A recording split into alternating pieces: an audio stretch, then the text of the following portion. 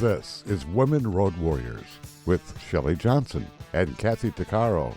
If you drive long haul, short haul, or heavy haul, they're here to empower and inspire women in the trades on tncradio.live. So gear down, sit back, and enjoy. Welcome to Women Road Warriors with Shelley Johnson and Kathy Tuccaro. We're a show designed to empower and inspire women drivers, women in the trades, and everywhere. We feature champions and trailblazers in and out of the industry, compelling topics and information, and even celebrity interviews that are of interest to women. No topic is not allowed on our rig. We're here for women. I'm Shelley, and I'm Kathy. You know, we take on some tough topics with discussions that just need to be had. Trauma and domestic violence are things that are not discussed as often as they should be. With us today is a champion for women and victims of trauma. Rebecca Mahan is a U.S. Marine Corps veteran where she was a truck driver and mechanic. She's a retired police officer and the author of Vote, Victims Overcoming Traumatic Events. Rebecca holds a degree in church ministry and occupational studies. She has a master's in biblical studies and is a certified mediator. She's also a TV and radio host, and she produces the show Rebecca Sounds Reveille. Welcome, Rebecca. Thank you for being on the show with us today. You've got quite the background. Thank you for having me. And yes, actually, it's very well-rounded, and I did not know how much all of the experience would eventually tie in as well as it has. So how did you go from being in the U.S. Marine Corps, where you were a driver and a mechanic, and to be a woman in the Marine Corps? That had to be kind of tough to make the cut, being a woman, and then a police officer, and then advocating for victims who've experienced trauma. It's just, wow. Wow. Wow. Really young that I wanted to go into law enforcement. And so I started out as a police explorer at 13 and a half. They had a Explorer Academy that you could go to. And once you graduated that, you could ride with patrol officers, and you performed a lot of officer duties, but there's certain boundaries. And I just really loved that. And so after high school, I enlisted in the Marine Corps Reserve specifically because I wanted to be a police officer, have really good background experience, be able to handle myself well. And I wanted to get in at 21. That didn't quite happen. I got activated for Desert Shield and Desert Storm. I did not go overseas, but that's a whole nother story in itself. And because of the way I enlisted, I didn't go in as an MP. The unit that I was at, they were looking for drivers and mechanics, specifically mechanics. And I found that I loved driving, and that's what I did. 5 tons, Humvees, buses. Excellent. Mm-hmm. Did you ever envision that for yourself? No, I sure didn't. But it actually has been beneficial on so many fronts. Because I've really been able to identify with a lot of different professions, with a lot of different people in different situations, as well as really been able to show myself what I'm capable of. And I would not have known it to the degree as otherwise. And then later on, I became a police officer. Wow. That's impressive. It really is. Wow. So I know Kathy says driving's men's best kept secret. Do you agree, Rebecca? Well, I'm happy. It can be a girl's best kept secret too, because being on the road is a lot of fun. You know what? Yeah. I mean, I've been I was a nurse before for 13 years prior to operating heavy equipment. And I swear, operating heavy equipment, any kind of machinery is men's best kept secret. It is so much fun. And I mean, on my crew, there's only there's 140 of us, and there's only 12 women. And man, I tell everybody, you got to try this. Oh my God.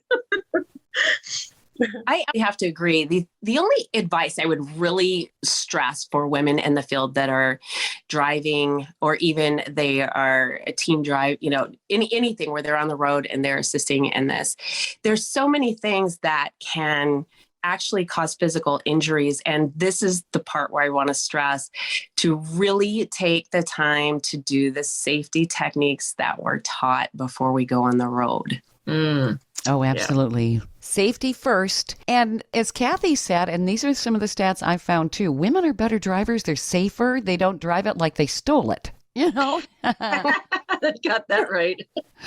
And I don't keep it clean. We keep the equipment cleaner. There you go. Yeah.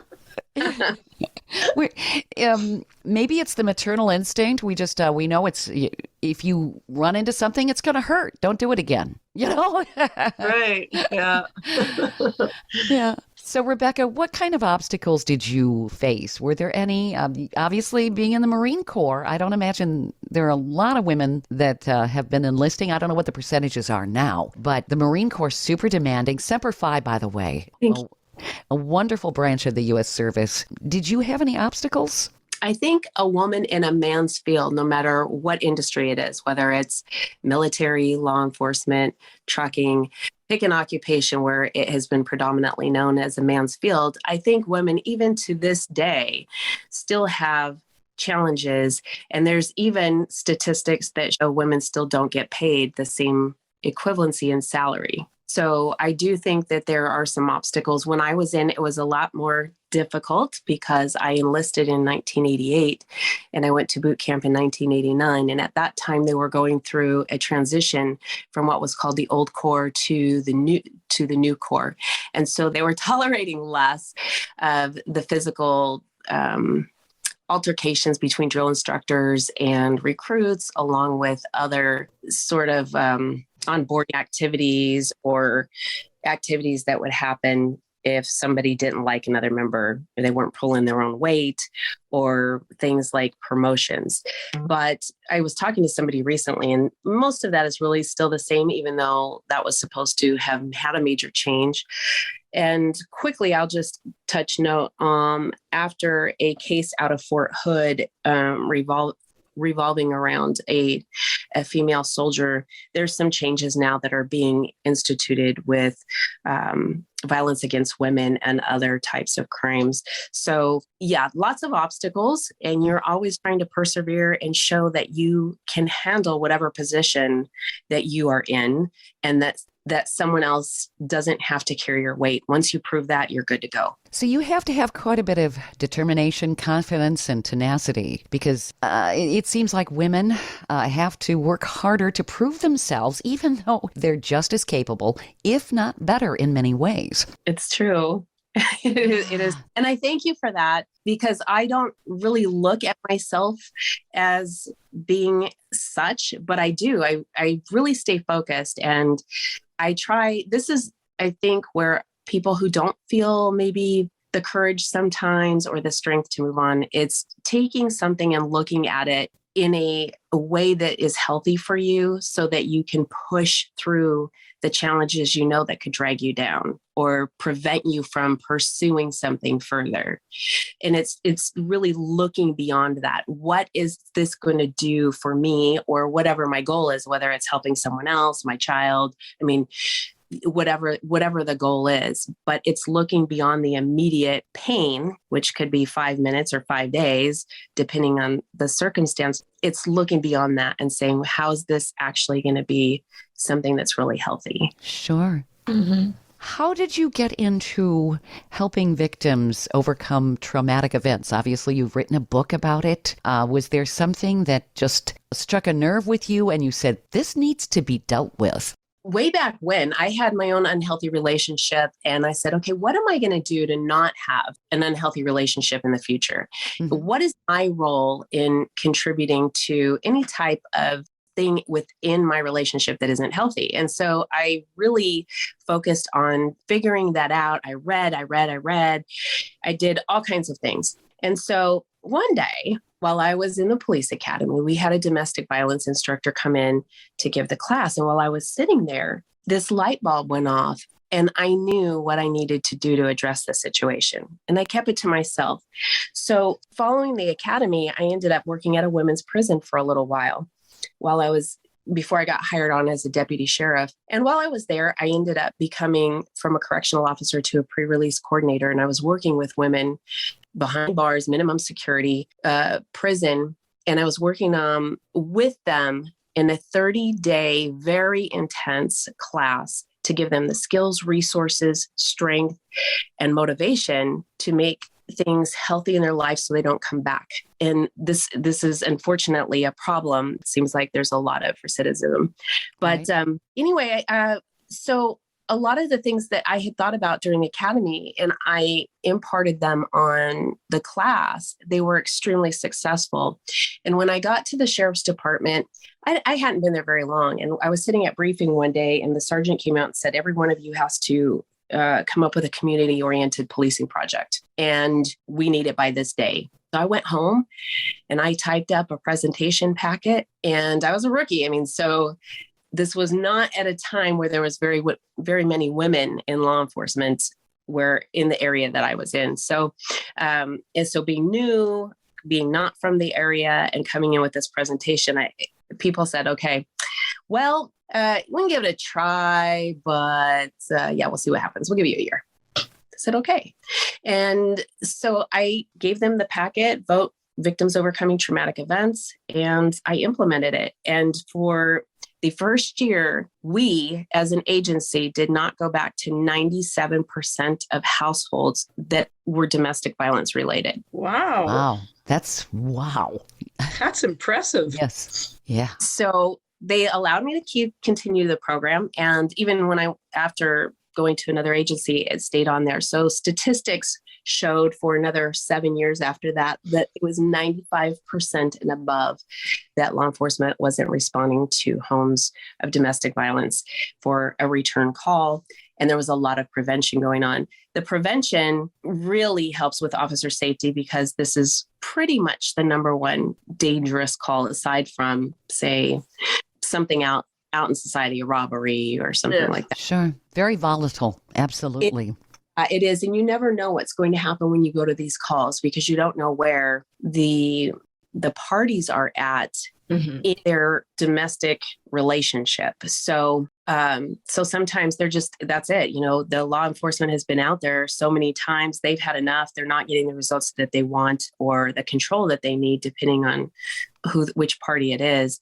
And things can go really bad. So it's an officer safety issue. It's a very big safety issue for victims and the children within the home, as well as the aggressor. And so if that's going to carry out into the community, we would look at our immediate neighbors. They have to hear it, see it, and possibly be around it. And then in the workforce, because we're finding it's very common that the aggressor now will go to the victim's workplace. Which is super scary. Yeah. Oh my goodness. Stay tuned for more of Women Road Warriors coming up.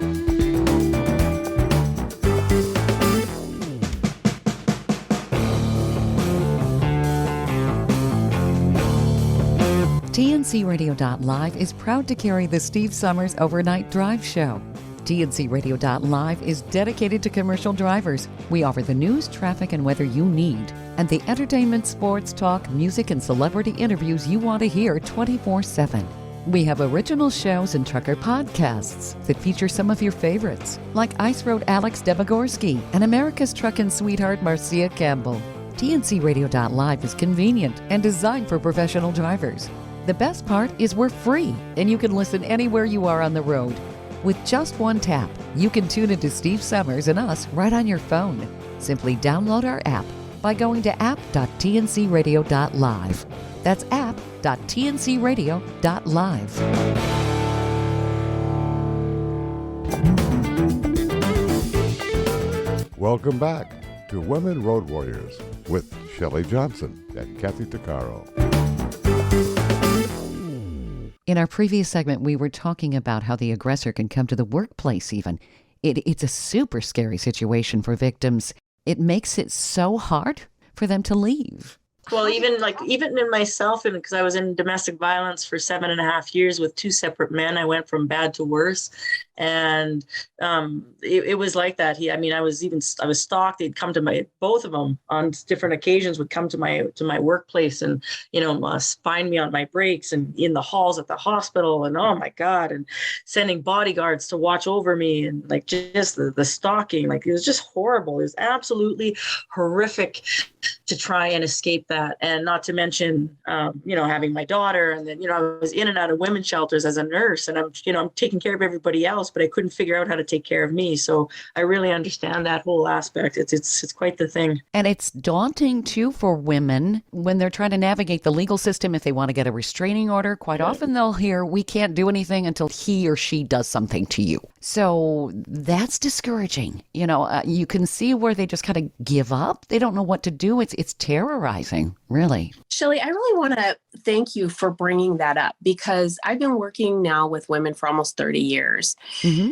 This situation specifically, along with other trauma. The first thing I want to say is, even if someone's listening right now that hasn't experienced domestic violence, because of how we are wired, each one of us has a certain wiring, and how we respond to something that is unhealthy or traumatic, whether it's domestic violence, sexual assault, you can add a number of things. The response internally is basically the same. So what I share now is going to be applicable to those listening that have faced anything that evolves around those things.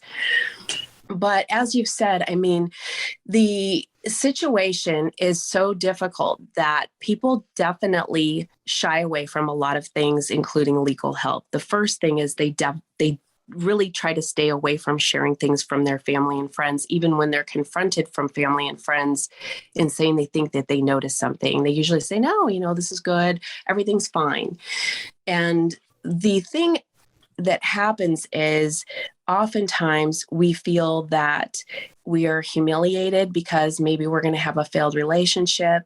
Maybe we didn't keep our commitment if we leave the marriage or the relationship with God, if we're religious, or to our family who has expectations. And we sit and we think about all of the things that we're not going to change because of other people's perception.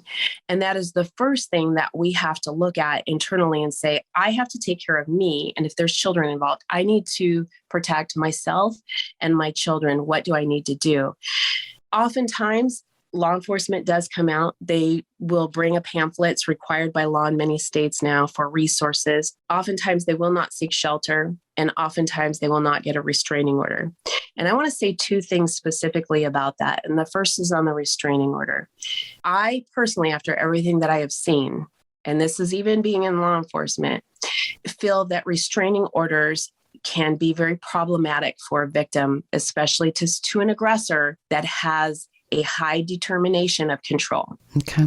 And the reason why is because if they are not following the boundaries within a relationship or within, minor crimes around town, you'll see behavior patterns cropping up. They're not going to follow a restraining order. That means nothing to them. Sure. And it security to the victim going, well, I have a restraining order, so I'm going to be okay. And that's just not always the case. The other thing is oftentimes women will not go to a shelter because they don't feel that they meet what their perception is of a victim who would seek a shelter. Okay. So they think it's not all that bad. No, they think it's really, really bad, and it's for people not like them. I see. Okay. Right. They don't think their situation's as bad as the people who need to go to the shelters. Yes. Yes. Some of the things that I learned after working at the sheriff's department is that there is no socio or economic for anyone to be only in that group and be a victim. This is across the board. This is with very affluent, cultures. There's subcultures underneath that, and it is applicable to them as well. And it happens across the board in all of the different nationalities. So no one is immune from being a victim of any type of trauma or specifically domestic violence. And that's where educating is so important, because there's no excuse for domestic violence, any kind of violence. And women often are the targets, and it's just terrible. One thing too, Shelley and Kathy, that many victims don't know that it's available to them. And this is one of the reasons why women won't leave a situation or a victim, because now they're changing the name from domestic violence to intimate partner abuse, because in the LGBT community, it is very prevalent and it's not being addressed at all. So I'm just going to use victim. I'll try to stay within that, in a respect for that as well. But for victims who have been, and they have proof that they have been hurt, abused by an aggressor, they can go to victim services, and there's something called the Victims Compensation Fund in every state. And they can get up to, depending on their state, $25,000 to get out of the situation and go somewhere else. Wow. Wow. Yes. I had not heard of that. No, Yeah. me neither.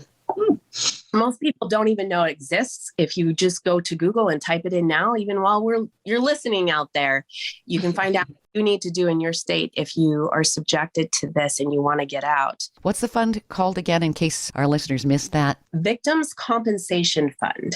Okay. And they will have to go down to the victim's, office, victim services office in their area. More than likely, they'll have to show a police report, but they'll want to have something that substantiates this, because they're giving out a lot of money for someone to leave, and they don't want this particular fund to be abused. I mean, we shouldn't at all, but this is specifically because people do need to get out of a volatile situation because so many lives are lost. And the other part to this is, if a woman or a victim that's in a relationship wants to leave, that is the most dangerous time for them. They need to know this, and they need to make plans on, if they're going to leave, how they're going to do it, and how they are going to be able to make a break and survive financially, spiritually, mentally, physically, and with any children if they have children. It is so hard. Yeah. So hard. Yeah. Well, especially when things, emotions are so high, if an incident has occurred, the fear factor is huge. You don't know what the perpetrator is going to be doing. And the fear and the broken self-esteem. Yes. Right? Because over years, it just breaks your whole idea of who you are as a person, because the abuse is always ongoing, and you just don't believe in yourself. You feel like you're making mistakes all the time, and you're making poor choices, and you don't know how to do this, and you don't know how to do that, and all depending on the situation. But most times that's the case. And so when you're starting over, especially with children, and you got nothing, and never mind if you have a broken body, your broken mind is very, very hard to put back together. I know, because I did it for years, running on trying to get my life back together, because you need a job, but you have a damaged mind, right? And trying to figure it out. Oh my God, it's so hard. Yeah. It took me years to get over it. And still to this day, I escaped in 2007. I call it the Great Escape. And to this day, if somebody makes a loud noise or like a big bang, I still jump out of my skin. Like I cannot shake that. Like something. It happened. Was it last set at work? A guy jumped out. He thought I was somebody else, and he jumped out from behind a laundry kit, sort of thing that was in the hall. I almost peed my pants, and I almost started to cry. I was because the fear is still there, right? Sure. But he has no idea my history, right? He thought I was somebody else, and he was playing a joke on somebody. Well, I didn't think it was very funny, right? Mm-hmm. Even though it's been how many years, it's still there. It's still there. Sure. That's a trigger. Absolutely. Yeah. I want to interject real quick, because you're saying something that I think is really important for people who are in a domestic violence situation, and they're going to leave, and they're trying to figure out how it's going to be for them when they go to wherever it is, and they get into a place where they're going to start moving forward. Because what you're saying, and Shelley, the word trigger is huge. One of the most often overlooked forms of PTSD is having been a victim of domestic violence. So if someone let's say you have a listener right now who just got out of the situation, or maybe they've been for a little while, but they're still facing these things. Research the things that are great for helping with anxiety and fear. Everything is evolved into one of two emotions. If you peel it down, it's either love or fear. And so if we react with something that's negative, or you hear someone that's saying some things that are just not nice, that's all an unhealthy reaction. And when you boil it down, it's fear. And the question is, what are they afraid of? So in Kathy, like you just mentioned, it could be getting attacked. So some of these things are really important for people that are getting ready to get out of a situation, to know that things that they need to do are practice mindfulness, know how to address anxiety when you're alone, because there's a fear of every noise after you leave a situation in your house. It's that person is out there. They are out by my window. They're watching or trying to get in. Or if there's something when you drive home that just is off, you're immediately thinking it's that person. Even if you went across country and you know that the person would never find you, it is there. And so one of the things not only to work on as far as anxiety and say mindfulness type of things is trust, because it is very hard to trust anyone after that, especially when trying to move into a new relationship. But most importantly, learning how to trust ourselves and the things that we're seeing, hearing, and the decisions we're making. Trust is a big one. That can take years to restore, don't you think? Oh, yeah. Absolutely. It took me living in that women's center and talking to my counselor for a year, every day and every week doing some projects. She would have me, the first thing she had me work on was boundaries and learning to say no. And I remember at the time I had just started dating my ex-husband, and we were together for 8 years. And she was teaching me to make a date with him and then say no and cancel. And it was the hardest thing for me to do out of fear, right? Out of consequences, retaliations. Like, it was a real slow process for me to actually learn to trust and that it's okay and say no, Kathy, and, to be firm in my own decision making. It took a long time. I really was a bird with a broken wing. Well, so often these kind of traumas are generational, and it just keeps getting repeated and repeated. And it's not that the victim is stupid or is a masochist. This is what they know. And there's a lot of shame. And the people that they're surrounded by may say, oh, come on, it's not that bad. You have an obligation to stay. And it just keeps going. And it's a vicious cycle. It is. And with what you're saying, there's a couple of things. One, we don't, as educators in the school system, teach our youth how to deal with conflict resolution. So here's where this kind of comes back to sort of my military. I look at relationships from our youth that we're born into as our boot camp. That is what we are being trained to do in response to a relationship that we have. And we will take on one of the roles, the role of an aggressor or the role of a victim. Sometimes a little bit of a combination of both, depending on the circumstances that they grew up in. But this is their boot camp. This is where our children are being trained on how to have either a healthy or unhealthy relationship when they become of the age and they start getting involved in relationships themselves. Sure. It's what they see. When I think back when I was in elementary school, there were a couple of kids that were bullies. And now that I think back, they came from, I think, violent families. And this is what they knew. And I think they were acting out in school. And like you said, they could become the aggressor or the victim. Children are sponges. They really are. I mean, they are what they see, and that is the only thing they know. So they wouldn't think it's abnormal. No, not at all. Not at all. Stay tuned for more of Women Road Warriors coming up. Great leaders challenge their people not to stop at the first right answer. Tighten the Lug Nuts is the book that will help you move past that first right answer to be more effective, more productive, and more successful. This book serves as a blueprint that can be easily applied by leaders, entrepreneurs, truckers, owner-operators, all of us in our everyday lives. This is one of the best leadership books you can read to help you accelerate towards your personal and professional goals. Plus, a portion of the proceeds will be donated to truckerschristmasgroup.org. Visit TightenTheLugNuts.com to order your copy today.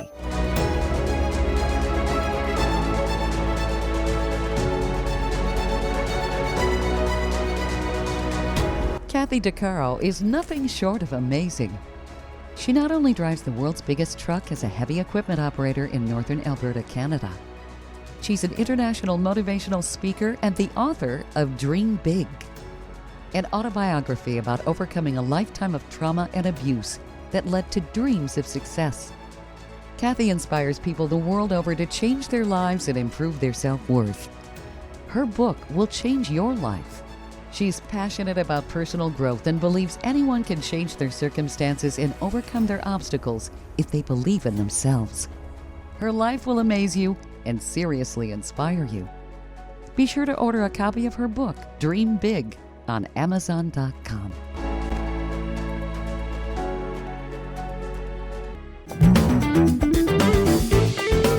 Welcome back to Women Road Warriors with Shelley Johnson and Kathy Tuccaro.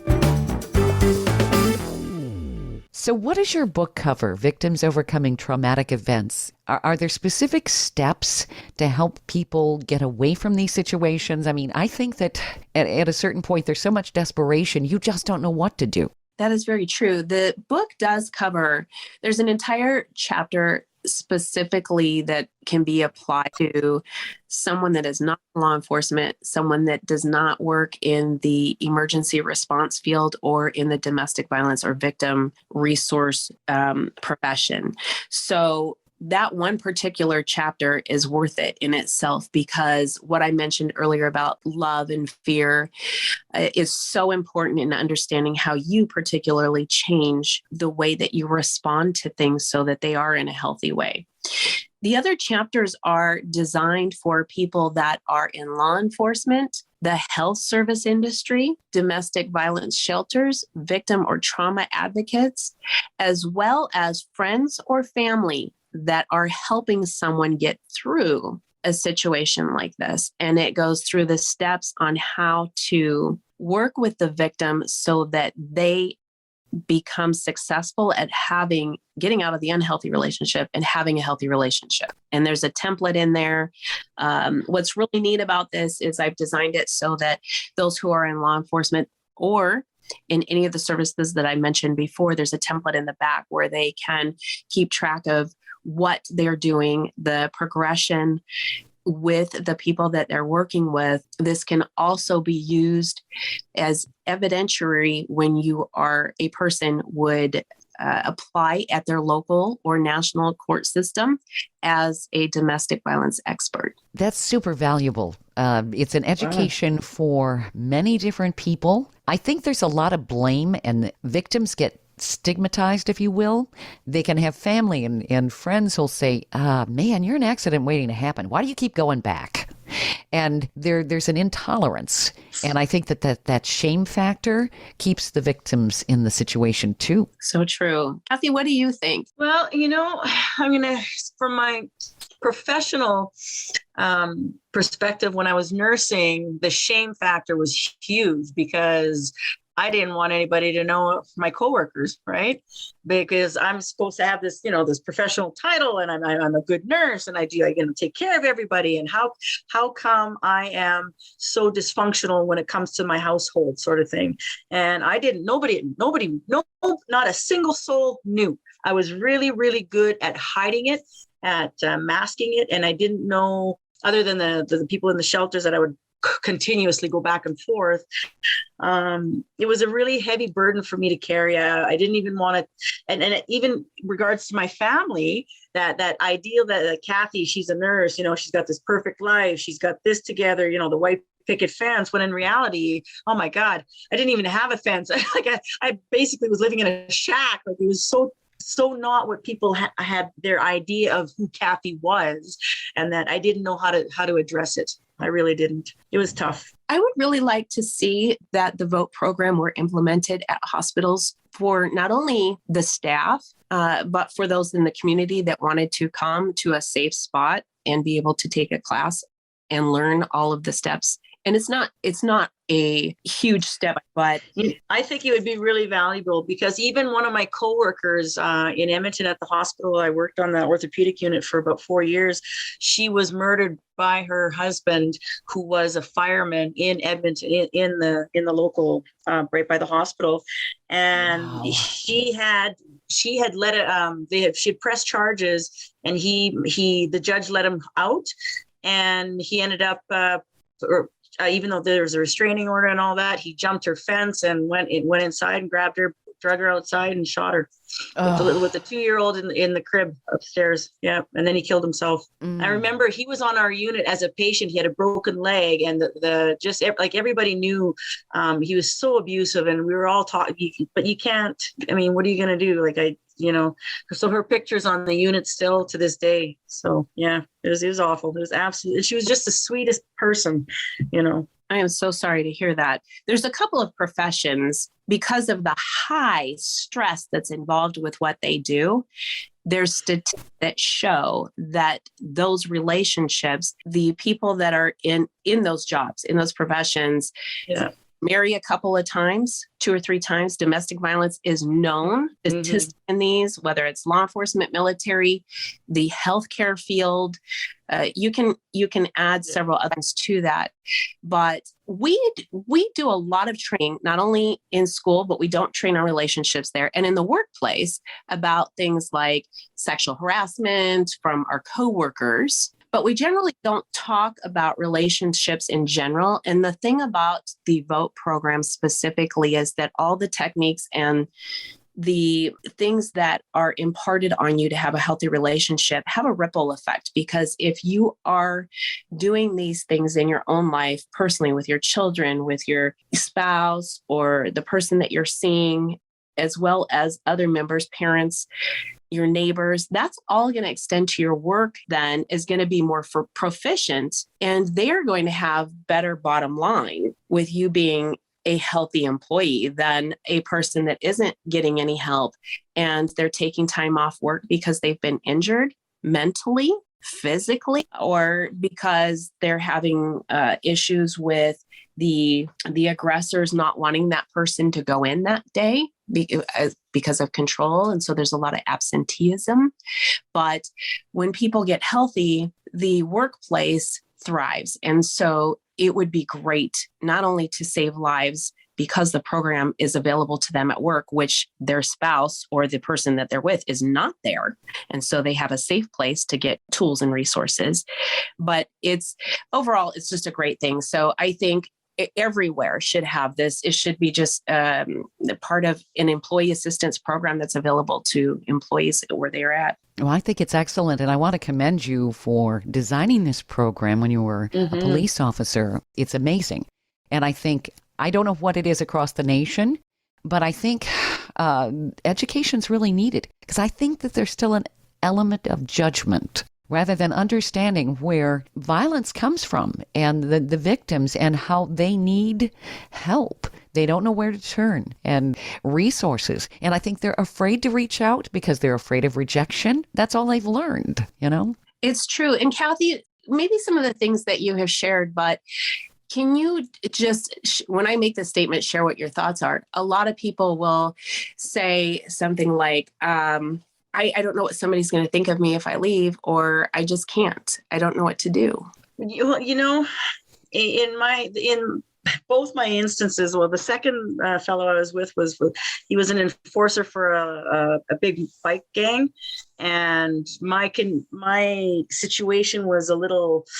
I didn't feel like I could go to the police because I was under constant death threats of being sold. And this guy was a known killer. And so it was very, very dangerous for me to disappear, to be killed. And it was on a daily basis. So it was very, very hard for me to even say anything because, I'd be revealing a lot of the members, the involvement, and, the threat was very real.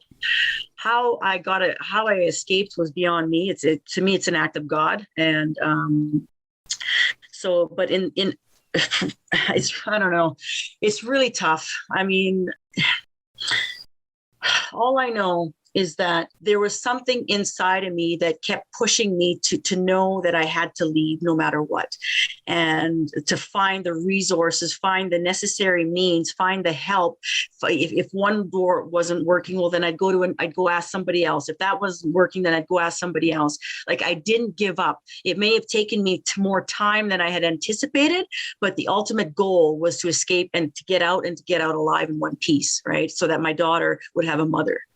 And so for anybody that's in a domestic situation right now, all I can say is that there are, in this day and age, there's so many resources. And I know this because, I mean, everywhere I go, I travel the world, I make a point of going to women's shelters and finding the local resources so that I'm able to give them to the women that are in the shelters, and then find the communities and raise awareness about this, that you need to have a voice. You need to be able to stand up for yourself and try and fight for your life, because it is your life. And it doesn't matter if you have nothing at the end of it. I mean, like if you're leaving with nothing, it's just material stuff. You'll get more.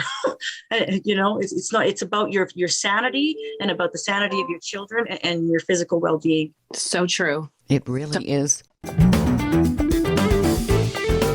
Stay tuned for more of Women Road Warriors coming up. Industry movement Trucking Moves America Forward is telling the story of the industry.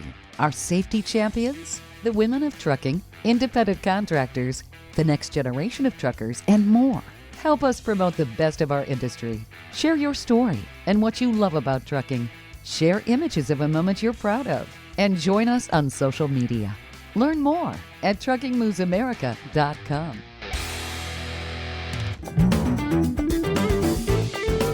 Welcome back to Women Road Warriors with Shelley Johnson and Kathy Tuccaro. Where can people find your information, Rebecca? There's so many resources, and I don't know, do these programs exist across the United States and Canada? Do you know? They don't. This is very specific, Shelley. This program, every step leads to the next one. And by following the steps, it secures the person for a really, really good success. And so I would love to have people that would like to learn how to implement the program in their area. They can get a copy of the book on Amazon, or anyway, you can just Google Vote Victims Overcoming Traumatic Events. The book's going to pop up.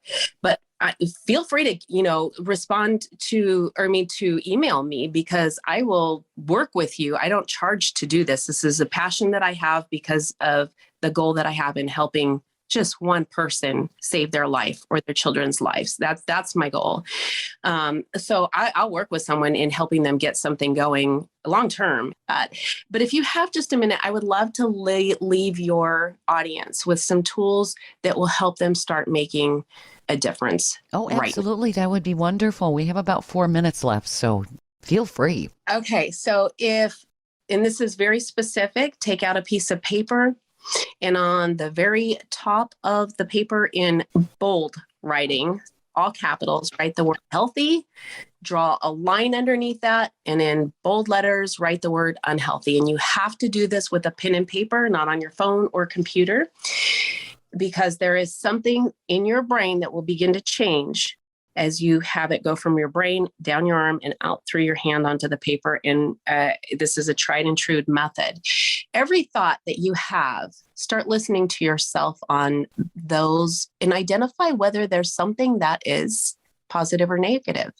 And when you identify it's positive, that means when you look at your paper, it's healthy. If it's negative, it's unhealthy, and you can't have that thought now. So now how do you rephrase it and change it into something healthy? And as you do this and pay attention to your thought process, this is going to help you make decisions that you felt you could not make before. Because when you make a decision, you say, I can't leave because I don't have the money. Does that fall under a positive, healthy statement or a negative, unhealthy statement? It's unhealthy because you're now saying that you have to stay in this situation that could take your life. So we have to change that and figure out how to make that healthy. And what that's going to cause is for you to think of several, and you should be picking 3 actually, different modes to get that changed into a healthy response.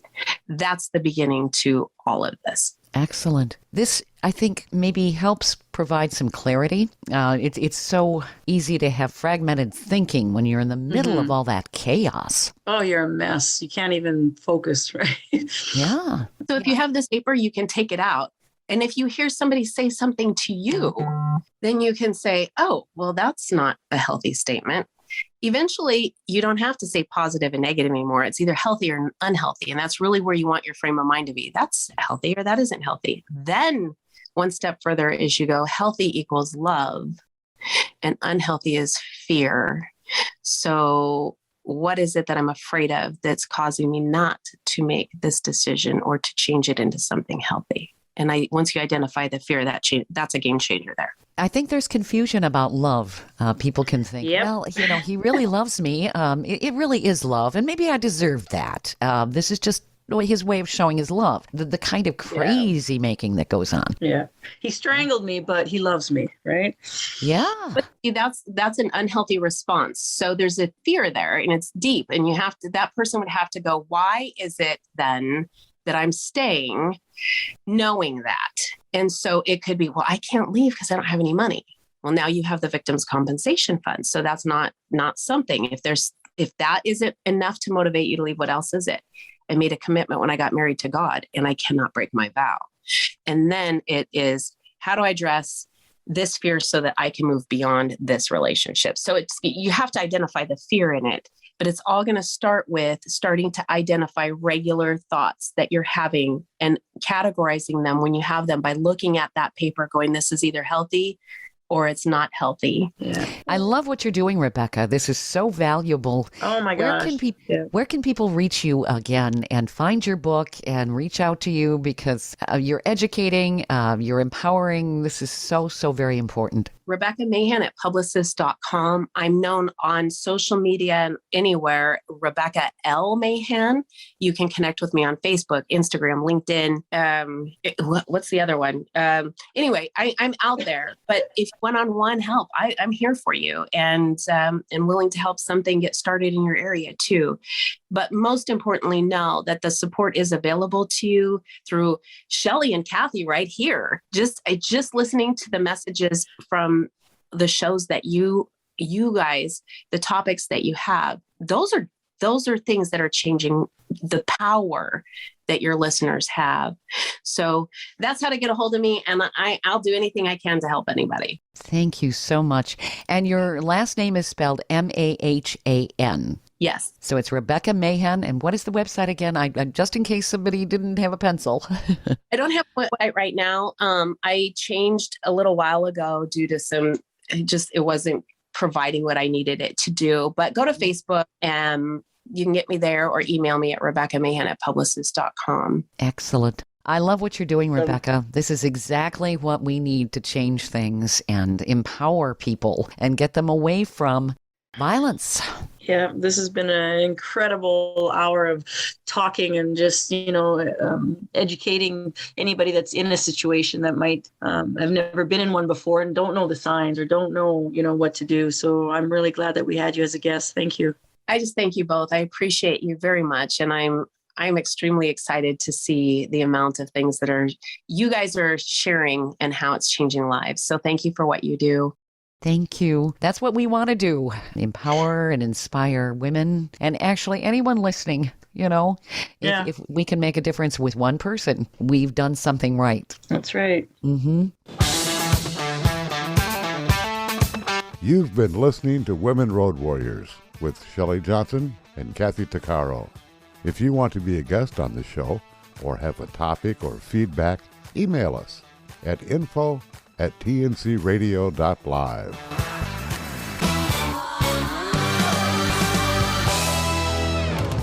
Thank you for listening to another great interview on tncradio.live. All of the material you hear on tncradio.live on our website, our broadcasts, or our podcasts are copyrighted. There can be no distribution without the express consent of tncradio.live and its partners.